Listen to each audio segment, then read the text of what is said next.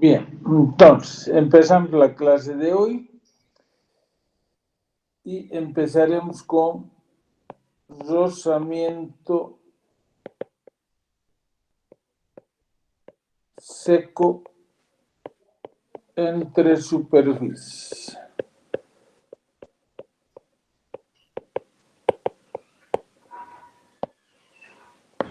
Rozamiento seco entre superficies. Habrá que aclararles que los links que estamos colgando en el Classroom le permiten abrir la carpeta del Google Drive de donde pueden bajar las correspondientes clases. Así que ese es el procedimiento. En el Classroom está el link que corresponde a cada clase. Ese link le permite abrir la carpeta del Google Drive de donde usted puede bajar la clase respectiva. Con esa aclaración, entonces no queremos que nos vayan a seguir preguntando. Hay un señor Dorian que apague su micrófono, ¿no? Está bien, está prendido su micrófono, apague su micrófono. Bueno, muy bien. Rozamiento seco entre superficies. Primero vamos a ver entonces,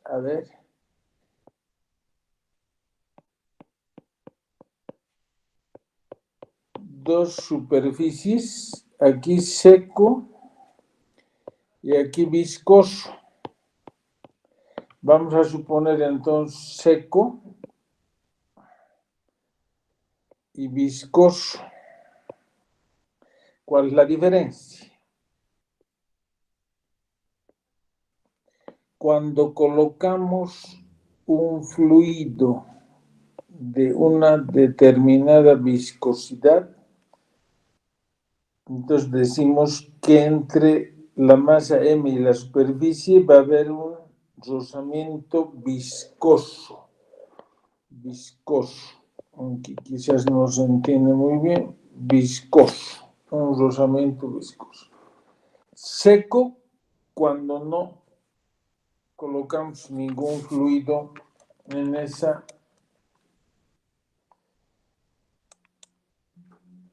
superficie de contacto, ¿no? En esa superficie de contacto.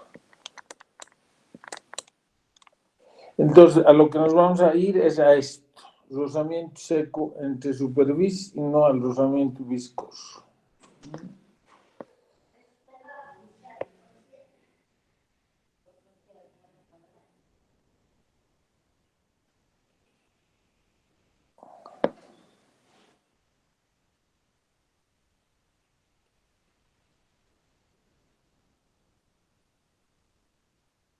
Rozamiento seco entre superficies, entonces.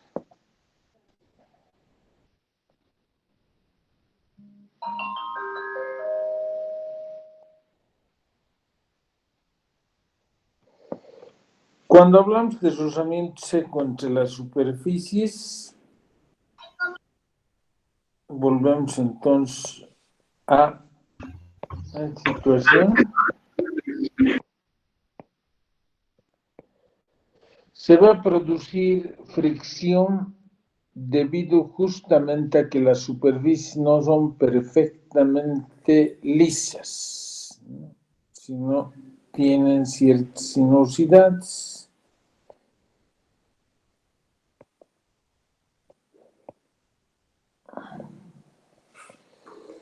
Cuando estamos en viscoso, estas sinuosidades son llenadas por el fluido viscoso.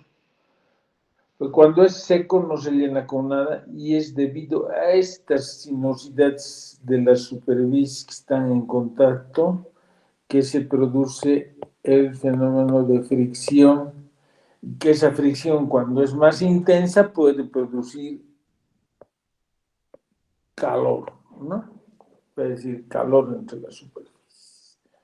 Entonces, lo primero y básico, hay que definir la superficie de contacto.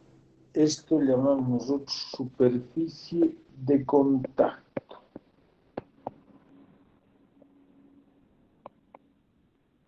Superficie de contacto. Una vez que hemos definido la superficie de contacto, entonces nosotros, una vez definida la superficie de contacto, nosotros ahora analizamos cómo actúa la fricción. ¿Cómo actúa la fricción? Primero definiremos, conocida la superficie de contacto, definiremos la normal a esa superficie de contacto. También estará actuando el peso. Y si el movimiento, entonces dirección del movimiento. Si se mueve hacia la derecha, entonces la fuerza de fricción debe dibujarse de sentido contrario al movimiento. La fuerza de fricción debe ser contraria a la dirección de movimiento y paralela a la superficie de contacto.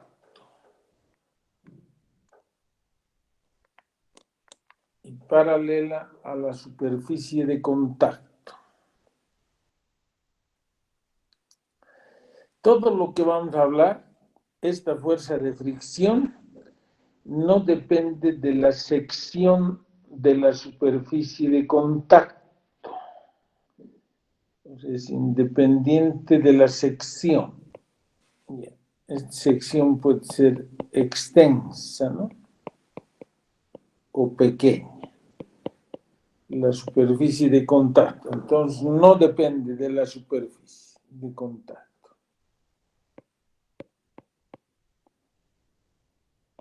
No es función del área. Estamos hablando de la magnitud. De la magnitud. No depende de la superficie de contacto. Esta fuerza de rozamiento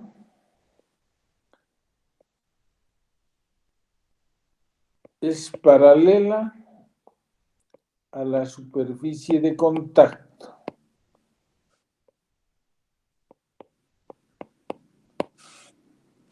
Eso es en cuanto hablamos de dirección.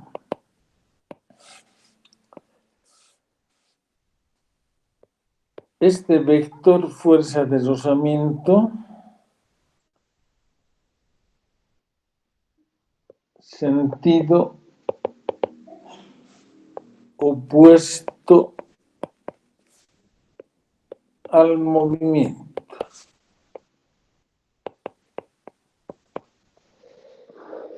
Sentido opuesto al movimiento. Todo lo que vamos a desarrollar ahora va a estar referido a la magnitud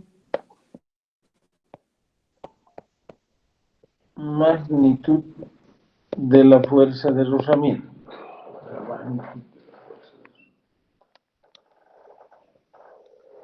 Entonces diremos, la magnitud de la fuerza de rozamiento es proporcional a la fuerza perpendicular, que la llamamos normal, pero en general será a la fuerza perpendicular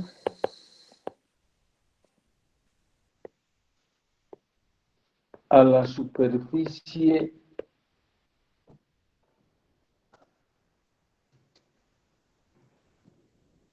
alguien está interrumpiendo la grabación y demás porque Alex Nelson Quiroz está presentando. Por favor, apague su presentación. El que estoy presentando soy yo. En este momento, Alex, por favor. Alex Nelson Quiroz, apague su presentación.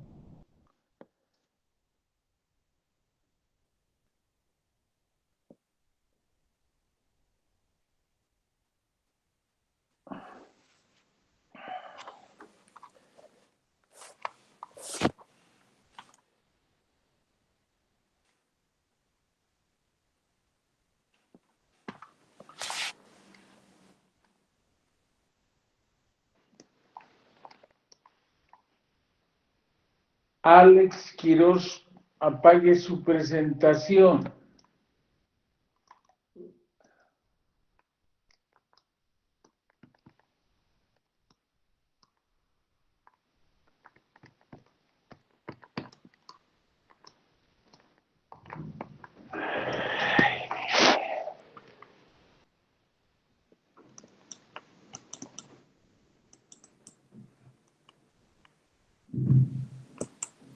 Puede continuar nomás, Inge. Presente igual usted su pantalla.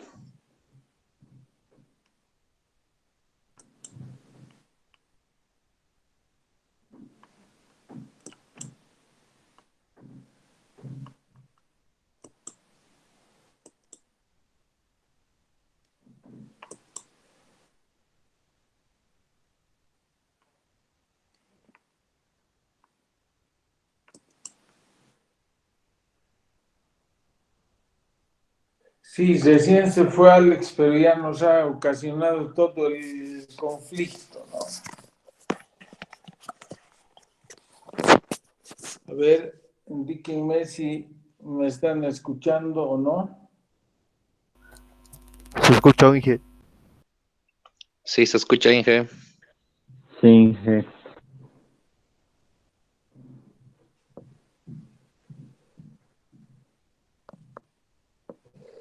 Bien.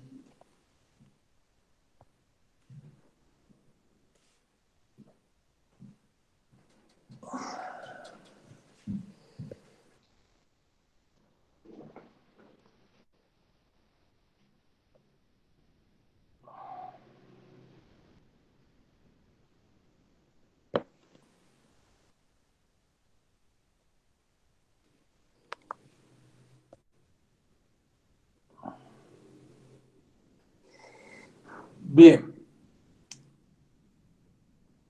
Ya, entonces lo que les decía, el señor Alex Quiroz nos ha ocasionado toda una serie de problemas, ¿no? Porque él se ha puesto a presentar. Indudablemente no puede presentar fuerza perpendicular a la superficie de contacto. Entonces no vuelvan a cometer el error porque nos causan todo un problema, ¿no? Todo un problema. Todos deben estar en el chat, ¿no? Todos deben nuevamente incorporarse en el chat, ¿ya? Todos nuevamente deben incorporarse en el chat.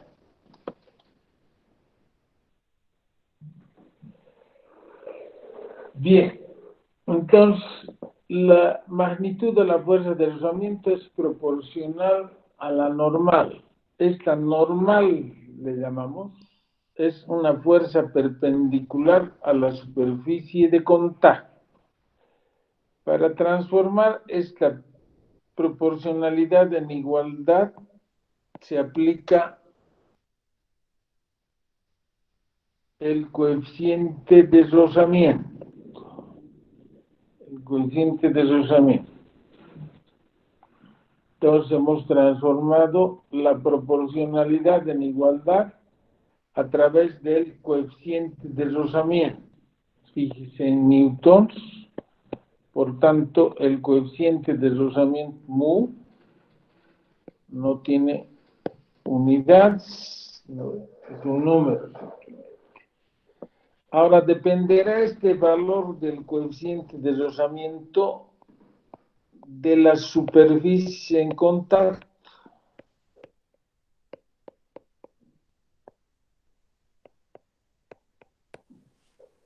Dependerá si es madera, si es madera, vidrio, etcétera, ¿no? Todas las combinaciones de superficies. Entonces, mu depende de qué superficie están en contacto, ¿no? El valor de mu. Dos valores de mu conocemos. El mu estático, cuando no hay movimiento, da origen a la fuerza estática. Y el mu cinético, cuando ya estamos en movimiento, ¿no?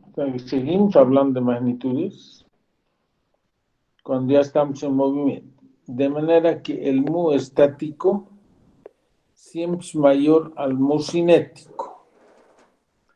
¿Qué quiere decir esto? Que normalmente escuchamos que se debe vencer la estática antes de poner en movimiento. O sea, si tenemos una superficie y tenemos un bloque, nosotros empezamos a ejercitar fuerza. Voy a poner las magnitudes como si fueran crecientes, ¿ya? Primero una fuerza pequeña, luego más grande, luego más grande, luego más grande, mayor magnitud de la fuerza. Entonces puede que con estas tres anteriores no hay movimiento. Entonces aquí no se ha vencido esa fuerza estática de rozamiento. Y con esta sí comienza el movimiento.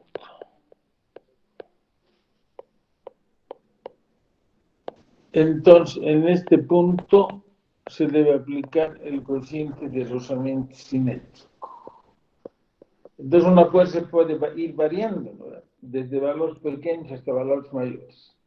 Para valores pequeños que le aplicamos a M no se vence la fuerza de rozamiento estática y por tanto no hay movimiento. Cuando he vencido la fuerza estática, recién el bloque se comenzará a mover y en lugar del coeficiente estático utilizaré el coeficiente cinético, que es de menor valor. Todo lo que hemos hablado aquí es referente a la magnitud de la fuerza de rozamiento. O sea, la fuerza de rozamiento tiene magnitud mu por normal, dirección paralela a la superficie de contacto.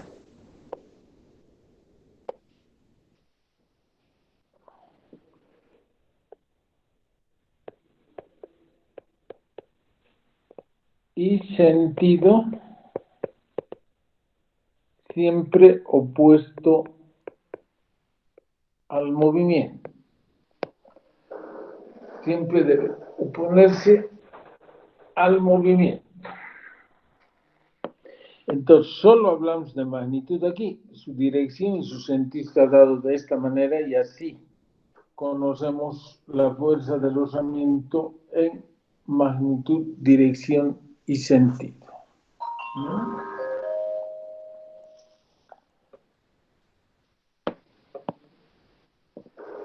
Bien.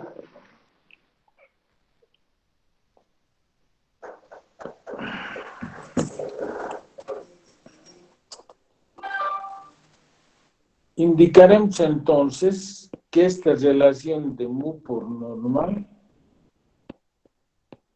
no puede transformarse en relación vectorial, solo es para magnitud. Cuidado con poner así, porque significaría que un valor numérico, en este caso un escalar, multiplicado por un vector, a ver, fíjese, si es n, este escalar al multiplicarse por el vector lo transformaría en un vector horizontal. Y no hay ningún escalar que produzca este hecho, ¿no? Transformar un vector vertical en un vector horizontal con simplemente multiplicar. Entonces esto no es posible. Esto es solo válido para magnitud de la fuerza de rozamiento. En ningún caso no le coloque ningún signo de vector. Solo es para la magnitud. Solo es para la magnitud. Bien, si hasta este punto ya todos han debido ingresar al chat, suponemos, ¿no? No estoy viendo a todos los integrantes. Ya se fue Alex Inge. La próxima que quiera entrar Alex, díganle que no lo voy a dejar ingresar, porque me ha ocasionado todo un problema. ¿Sí?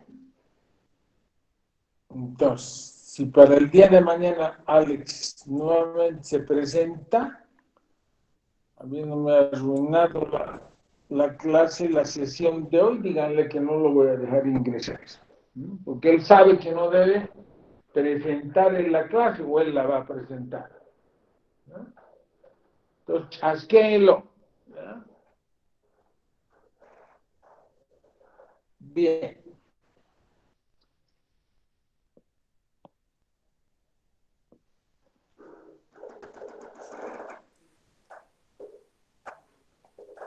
Seguimos entonces.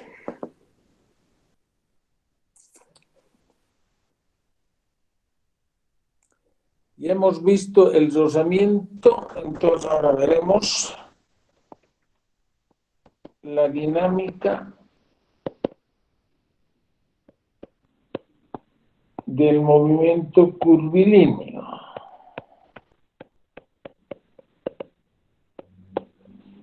Es decir, la dinámica en coordenadas normal y tangencial. A eso hace referencia.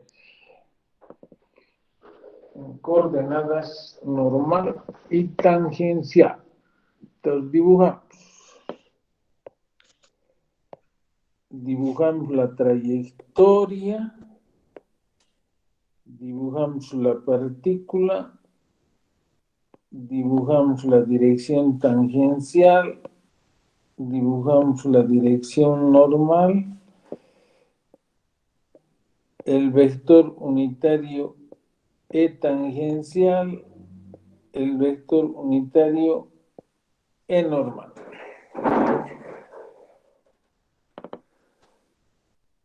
Y dibujamos el vector aceleración instantánea. Esta es la aceleración a la cual está sometida la partícula. A la cual está sometida la partícula. Y tiene dos componentes, hemos visto, ¿no?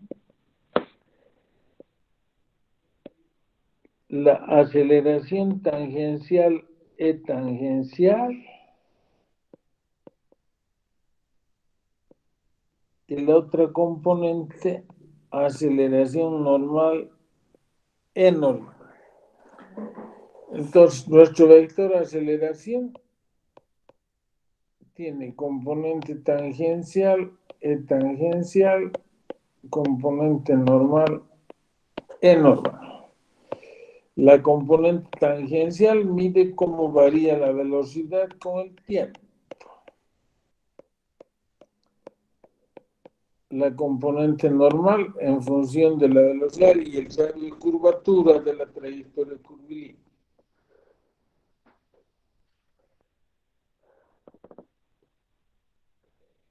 Para entrar a la parte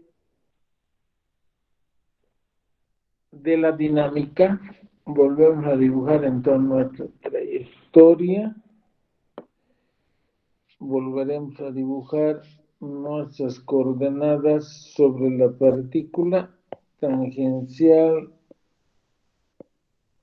y normal. Y ahora multiplicamos nuestra ecuación por la masa. Por la masa y por la masa. El producto de masa por aceleración nos da la fuerza Masa por aceleración tangencial nos da fuerza tangencial. Masa por aceleración normal nos da fuerza.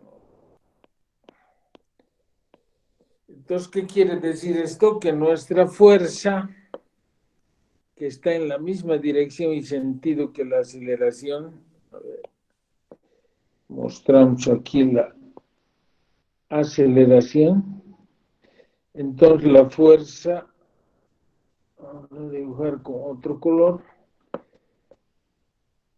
la fuerza, misma dirección y sentido que la aceleración, pero tiene dos componentes, fuerza tangencial y tangencial,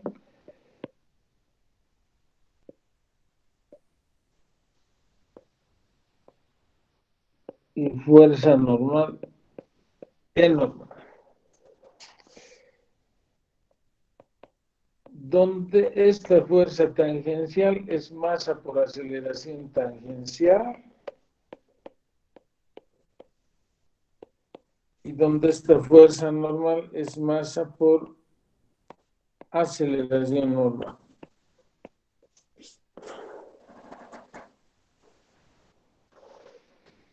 Entonces aquí tendremos la fuerza es masa, aceleración tangencial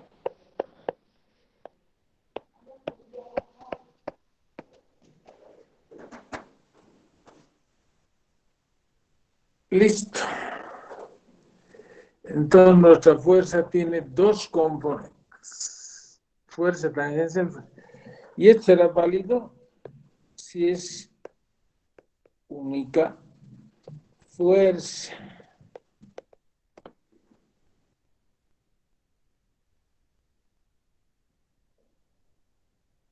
Si son varias fuerzas,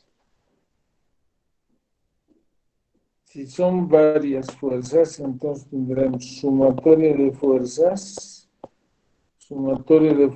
tangenciales, más sumatoria de fuerzas normales.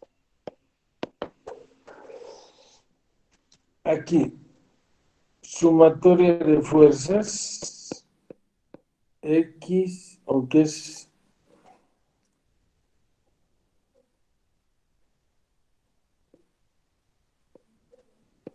tangencial e tangencial.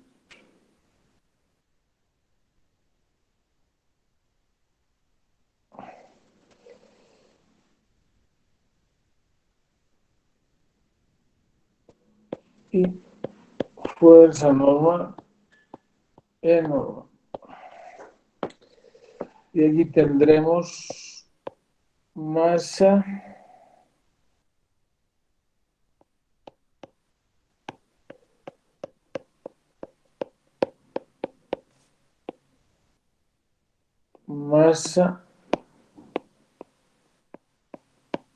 normal. Entonces diremos sumatoria de fuerzas tangenciales, masa por aceleración tangencial, quedará como ecuación escalar, y sumatoria de fuerzas normales, masa b cuadrado sobre rho. Estas son las dos ecuaciones escalares a utilizar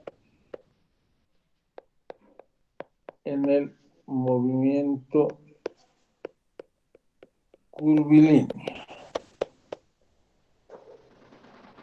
A utilizar en el movimiento curvilíneo.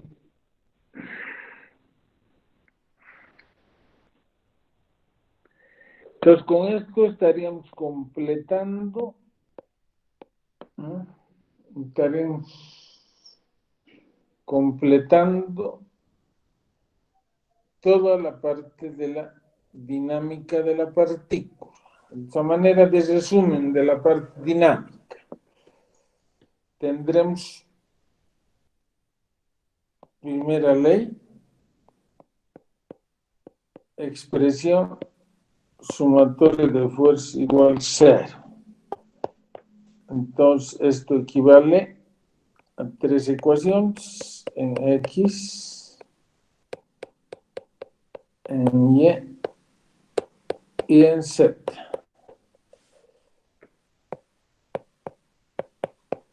Segunda ley, sumatoria de fuerza masa por aceleración equivale sumatoria de fuerza en X, masa por aceleración X, sumatoria de fuerza en Y, masa por aceleración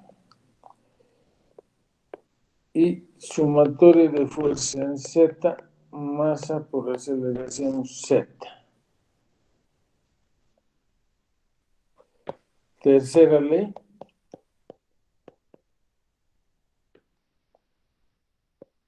acción y reacción. Y ahí es entender el diagrama de cuerpo libre. Diagrama ¿no? Después hemos visto sumatoria de fuerzas. Ahora esto era en X y Z. Ahora veremos en tangencial y normal.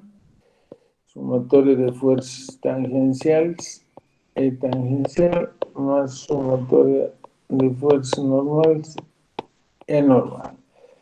Sumatoria de fuerzas tangenciales, masa por aceleración tangencial, lo que es lo mismo, masa porque cómo ha variado la velocidad con el tiempo. Y sumatoria de fuerzas normales, masa por aceleración normal, masa v cuadrado sobre ρ. Y hasta ahí tenemos nuestro repaso de lo que hemos visto hasta este punto. Y era lo que estaba en el Classroom, ¿no? En el Classroom indicado, en lo que les habíamos puesto en el Classroom, un detalle de lo que íbamos a avanzar, incluyendo los problemas. Entonces, hay alguna pregunta que dice de un joven Colque, dice, ¿sabe qué libro de referencia? Un libro de referencia es mecánica vectorial para ingenieros y es el tomo de dinámica, no el tomo de estática, ¿no? No es necesario comprar, pues encontrar en la biblioteca y demás, ¿no?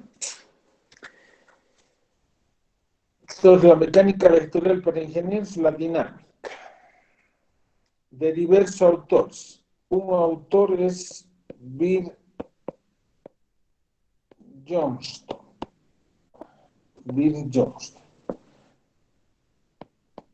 El otro autor, Casimali.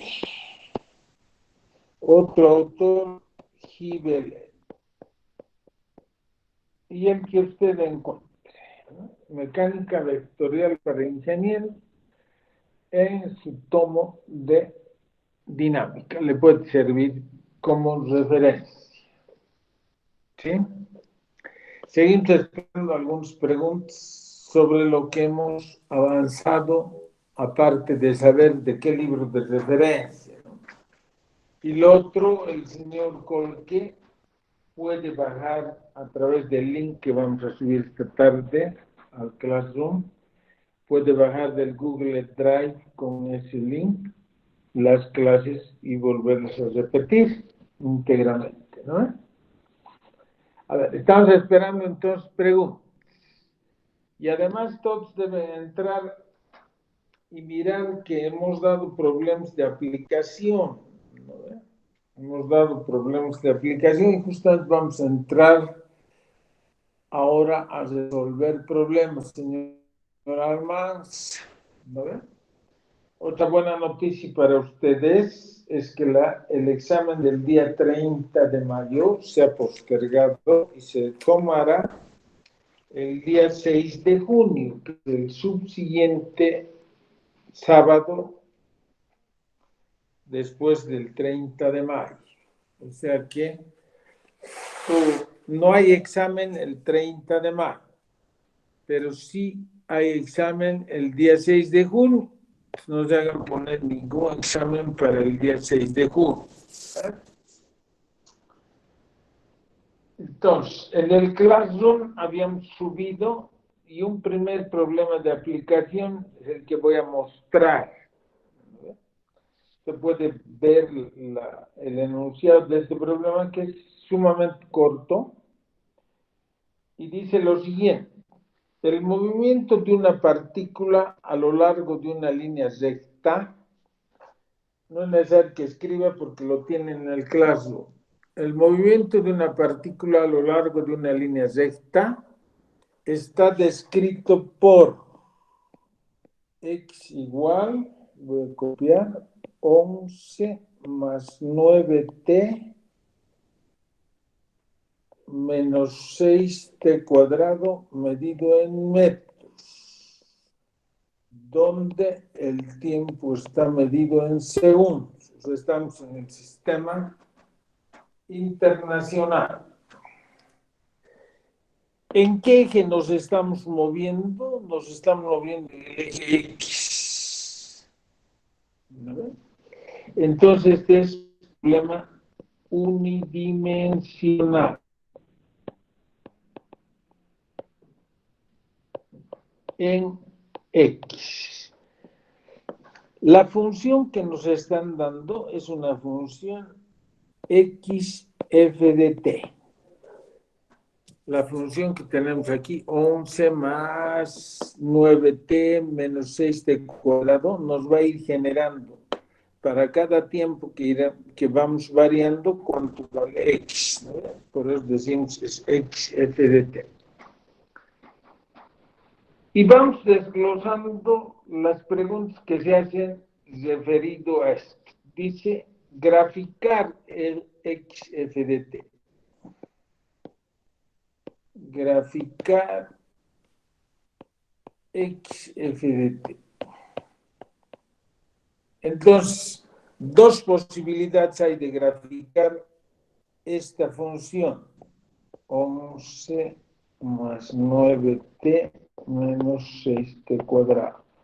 Si usted tiene en su calculadora graficador de funciones, directo coloca y ve cuál es el gráfico. ¿No ve? Si no tiene ese auxilio del graficador de funciones, entonces agarra tablita X tiempo. Y dice, por ejemplo, para el tiempo 0, 0, 0, X vale 11. Para un próximo tiempo T1, X1. Y así sucesivamente. Para T2, X2, por lo menos unos 15 puntos, ¿no? Y luego agarra esos valores y grafica, ¿no? Entonces no es óbice de que usted no haga el gráfico, ¿cómo saldrá ese gráfico, no? Entonces usted lo va a preparar, ese gráfico. Hoy no creo que podamos, no sé si vamos a terminar o no, pero luego ya vamos a ir viendo la tarea que les vamos a dar, ¿no? Entonces, una primera parte de esa tarea será justamente hacer este gráfico, pero vamos a ver todo el detalle en la medida en la que vayamos avanzando. Entonces, la gráfica queda pendiente, usted la va a desarrollar y me va a mostrar cómo es esa gráfica de la función. Tiene que ir practicando, ¿no? Porque en el examen va a tener que graficar y no de repente dimensión, porque aquí es fácil, X tiempo. Hay otras gráficas que son tridimensionales. Determinar la velocidad en función del tiempo. Determinar Bx f de t. Cuando estamos en x f de t, vamos a bx f de t y podemos ir hasta ax f de t derivando la función. Derivando. Y cuando vamos al revés, conocido ax, queremos conocer bx, queremos conocer x, integrada. Derivada integral. Para derivar esta función, ¿qué necesitamos saber? Si x es una constante, entonces la derivada de x respecto del tiempo es 0.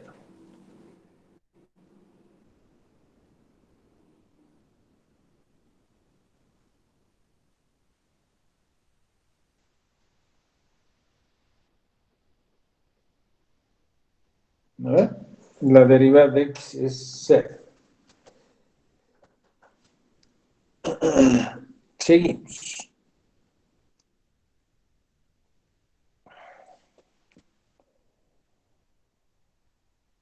Si x es igual a t a la n, entonces su derivada será a por n por t a la n menos 1. Es la expresión que utilizaremos. ¿Listo? Y eso es lo que necesitamos para hacer nuestra derivación de funciones. No necesitamos avanzar todo el cálculo diferencial e integral. Simplemente necesitamos entonces hacer aplicación de esto. Otra vez copiamos nuestra función x f de t más 9t menos 6t cuadrado.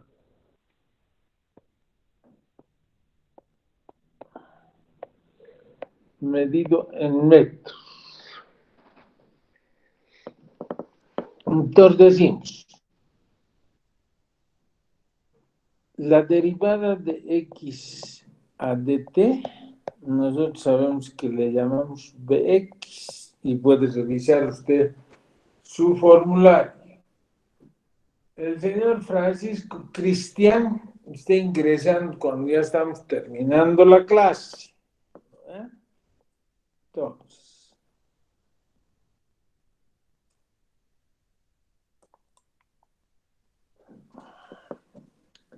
aquí pondríamos la aplicación de la derivada. Derivada con respecto al tiempo de ohms.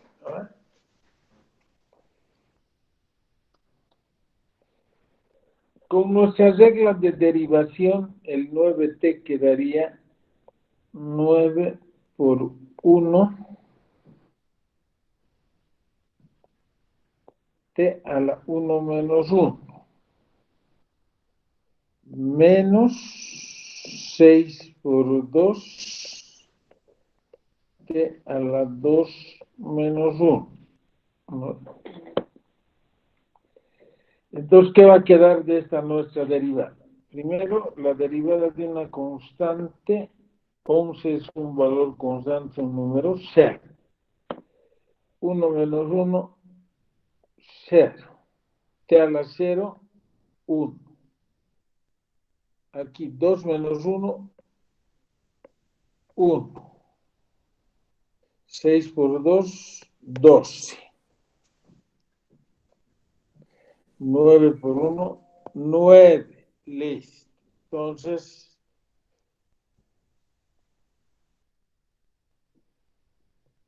Estamos haciendo a detalle, solo por esta vez. Bx, ya no colocamos el 0, entonces nos queda 9 menos 12t. Y esa sería nuestra ecuación de velocidad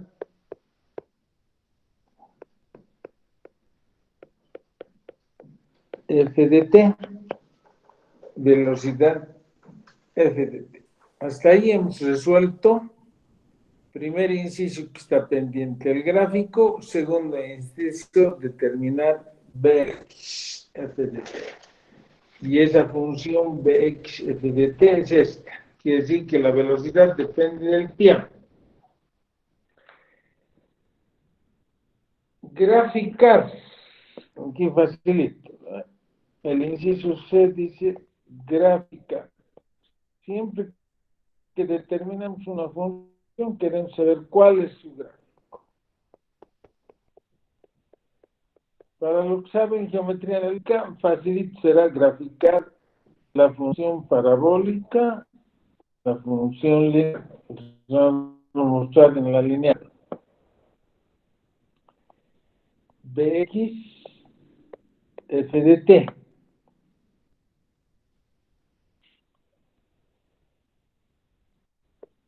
Entonces, dice, ordenada en positiva y pendiente negativa. Es ordenada al origen positiva y pendiente negativa. Entonces, nuestra gráfica será así, ¿no? 9 y pendiente menos 12. Así es nuestra gráfica de Bx f de t. Y usted la va a verificar, ¿no? Haciendo su tablita Bxt. Cuando el tiempo es 0, la velocidad 9. Para un tiempo 1, velocidad x1. Tiempo 2, velocidad x2 y listo. Y graficar. Pasamos al siguiente inciso, entonces.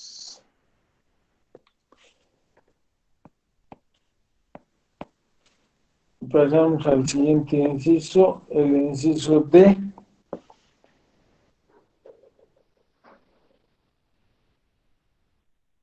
El señor Quispe me hace una pregunta, dice, la hora, ingeniero, dice, o sea, me pregunto qué hora quiere saber, ¿verdad? Si es la hora de mi reloj, la hora que está dando la computadora, la hora del examen. Ahora sí, entiendo, ¿no? La hora del examen. La próxima semana, una de las clases previas al examen, vamos a indicar hora del examen. Pero ya es el 6 de junio, sábado. Ya no es el 30 de mayo. ¿Ya? El que no puede dar a la hora que yo voy a fijar, pues estoy diciendo 6 de junio, muy pocos profesores van a dar el día del maestro examen, van a tomar examen, yo de repente voy a ser el único. Entonces el que me dice, se me cruza, somete nomás a la moneda, pues, y elige cuál de los exámenes va a dar.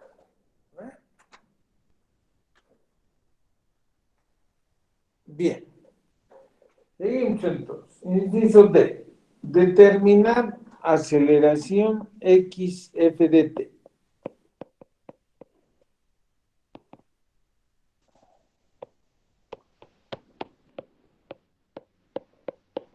Hemos indicado que vamos en derivación sucesiva, de la posición a la velocidad y de la velocidad a la aceleración, otra vez hay que derivar. Entonces decimos la aceleración en x, como estamos en una dimensión, no le ponemos carácter vectorial, ¿no?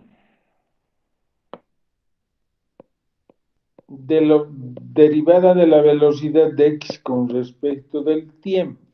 Entonces, ahora sí, decimos, derivada de 9 con respecto del tiempo menos 12 por 1 tiempo a la 1 menos 1. A ver, este pedacito vamos a borrar. Y aquí vamos a poner derivada del tiempo de 12 por t. Así mejor. ¿Vale?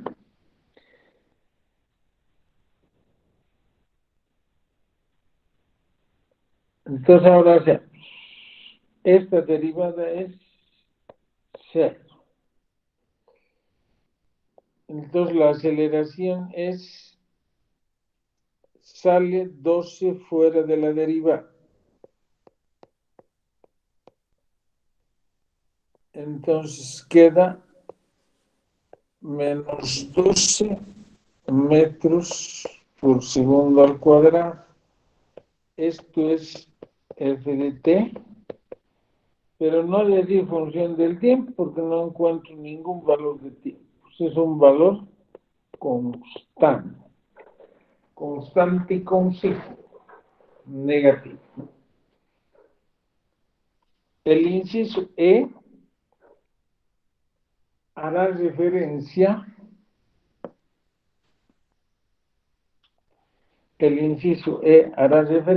a graficar a x f de t.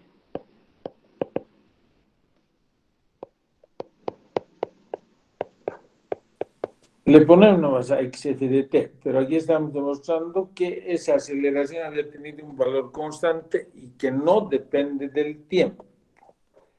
Entonces, cuando yo grafico, aquí tengo que tener cuidado. Aquí está el origen. Hacia arriba son valores positivos de aceleración, hacia abajo valores negativos. Aquí dice menos 12, entonces nosotros colocamos y dibujamos. Supongamos que aquí le ponemos menos 12. Y quiere decir que para cualquier valor de tiempo, la misma aceleración negativa. La misma aceleración negativa. Pero fíjese, tiene que haber concordancia entre su gráfico y sus valores. Si usted le pone hacia arriba positiva, yo le voy a poner 0, ¿no? Porque aquí está indicando que la aceleración es negativa y vale menos 12. Entonces tiene que estar positivos arriba, negativos abajo, ¿no? Sí. Hasta este punto vamos a hacer y aceptar preguntas. Note que nuestros problemas son hasta J inciso. ¿No ve? Hasta J inciso. Entonces, esperamos sus preguntas a través del chat, ¿no? Y así vamos a ir desarrollando el enunciado de este problema más sus correspondientes incisos. Está en el Classroom. Están en el Classroom y es lo primero que os subí. Las temáticas y los problemas de aplicación. ¿Ah? Bien, estamos esperando que nos evalúe o está todo clarísimo como el cielo sin una nube, ¿no? A ver. El inciso D puede volver a explicar. Ya hemos indicado de que para ir de posición a velocidad derivamos una vez. De velocidad a aceleración volvemos a derivar. Si voy en sentido contrario, de aceleración voy a velocidad integral. De velocidad a posición voy otra vez a través de integral. Entonces estamos, la primera derivada, velocidad, ya hemos derivado. Obtenida la ecuación de la velocidad, ahora determinamos la aceleración, y la aceleración es la derivada de la velocidad con respecto al tiempo. Es 9, la derivada de 9 es una constante, 0. derivada de 12t. 12 sale fuera de la derivada y me queda diferencial de t, 1. O lo que es lo mismo. A ver. Cuando derivamos 12t, aquí vamos a hacer una partecita. Cuando derivamos 12t,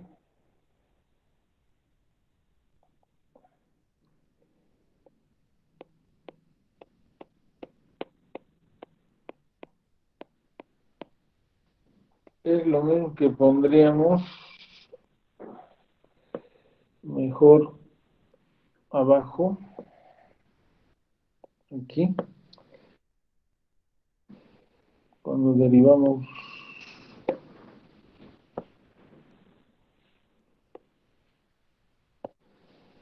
12t, entonces tendremos menos derivada con respecto del tiempo de 12t. Hemos dicho que sale 12 fuera de la derivada y me queda t a la 1 menos 1.